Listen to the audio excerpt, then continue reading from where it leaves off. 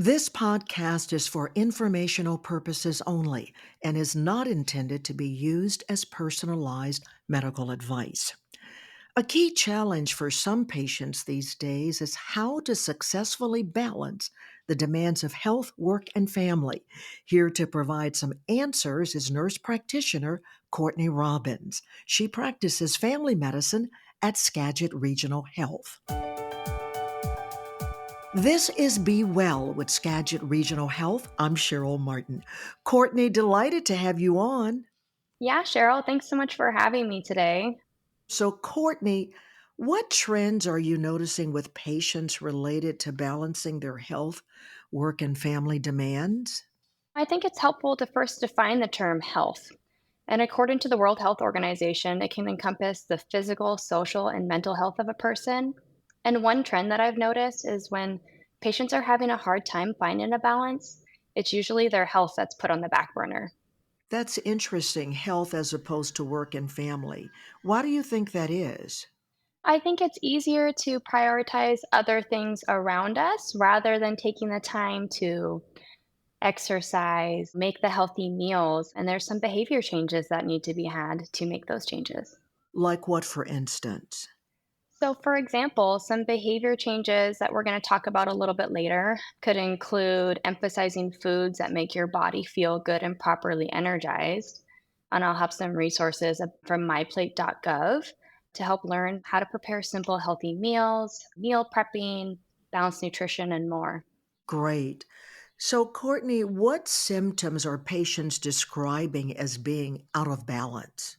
Some patients report feeling fatigued, having trouble sleeping, racing thoughts, increased anxiety, kind of feeling down or depressed, struggling with weight imbalances, low libido, headaches, and more. So, what then does a healthy balance of health, work, and family look like? I think it's important to acknowledge that each person is impacted by different social determinants of health, which can involve a person's access to healthcare, educational level, living environment, social community, and financial resources. As an example, 6.4% of Skagit County's population were without health insurance, which impacts their access to healthcare.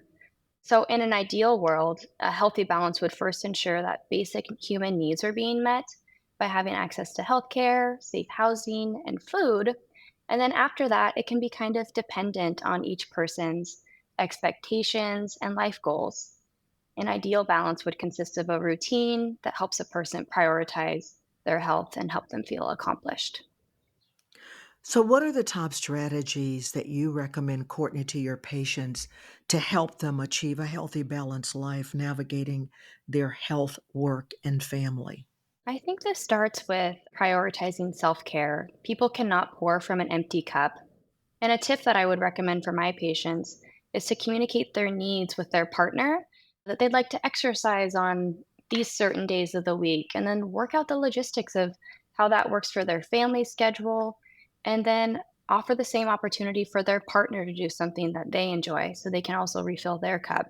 Another idea would be to prioritize both fitness and family by going for a hike, a bike ride, or go play pickleball together. The American Heart Association recommends 150 minutes of moderate to high intensity exercise spread out over the course of the week. It's a great opportunity to lead by example and instill healthy habits in your children as well. And then also emphasizing foods, like we talked about earlier. MyPlate.gov would be a great resource for patients to look into. And then, depending on the situation, I refer my patients to our registered dietitians for them to have further insight into healthy eating habits. And then for myself personally, I find that meal prepping for the week helps me stick to my health goals and makes my day less stressful as I head out the door for work. Another important topic is for patients to maintain a routine and schedule for their family. The American Academy of Pediatrics has a lot of resources on the importance of family routines on healthychildren.org. It's beneficial for the whole family if parents prioritize consistency with a schedule and routine. When we're juggling so many different things, we may not get the quantity of time we want with our family. So, capitalizing on opportunities for quality time at dinner time would be a good opportunity to see how the new routine is working out for everyone in the family. Personally, my husband and I utilize a digital calendar so we can keep track of our upcoming events, appointments, and work schedules, and it makes our week a little less chaotic. And then, of course, good sleep hygiene is a must for optimal health and functionality. The recommendation is for adults to get at least 7 hours of sleep each night. I'm glad that you are sharing these strategies because those who are listening who don't have health insurance can fully implement these. That's a good point. Now, what services do you recommend for patients who are feeling, let's say, out of balance? So, as I mentioned previously, when things are out of balance, it's usually the health of a person that takes a hit first. So, I always recommend checking in with your primary care provider. This allows the opportunity to assess your overall health, which includes both physical and mental health. And then another great resource would be a licensed mental health counselor. Counselors can help patients develop stress management techniques to help prevent stress proliferation, which is when stress becomes so unmanageable and trickles into all aspects of our lives and can have a negative impact. So it's a great opportunity to start to manifest an optimistic attitude and outlook and develop a game plan looking ahead. A great resource to locate a therapist is psychologytoday.com. There's a filter button that allows patients to select their insurance coverage and helps patients identify local counselors. Another option would be to contact their insurance coverage and see which counselors are covered. Patients do not need a referral to be seen by a licensed mental health counselor. And then, thirdly, if a patient has religious or spiritual beliefs, sometimes checking in with their religious community and resources could be beneficial. How often would you say should adults plan to visit their primary care provider? I recommend at least an annual check in with your provider. It allows the opportunity to identify any concerns and health goals that we need to prioritize in the upcoming year and allows for more of an upstream approach to a person's healthcare. And then, of course, if a patient has chronic diseases or new concerns, they may need to be seen more frequently.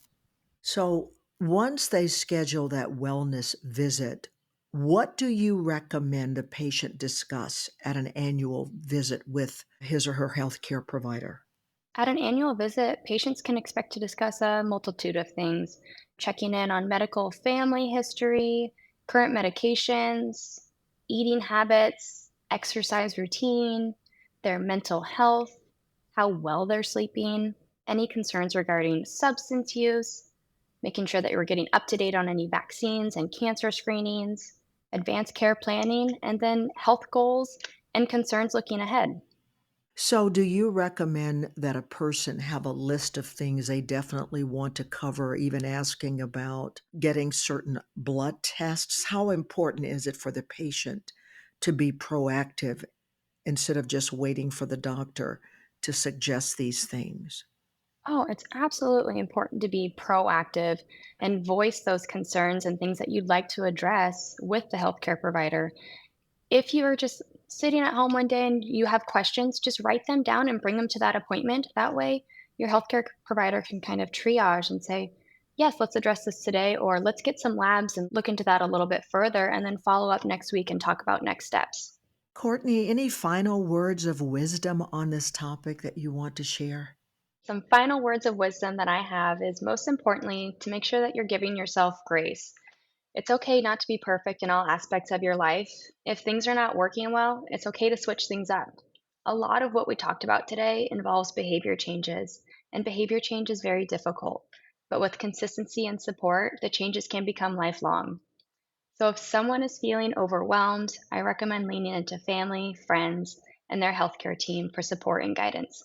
I really like the fact that you stressed the importance of routines and how having those routines could greatly assist with the family health and work balance. It's been shown in multiple different professional organizations that just having that routine helps you feel a little less chaotic when you're juggling everything.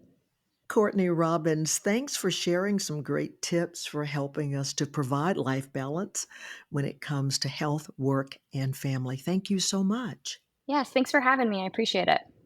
For more information, visit skagitregionalhealth.org.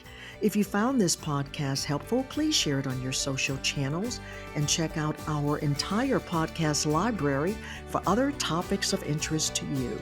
This is Be Well with Skagit Regional Health. Thanks for listening.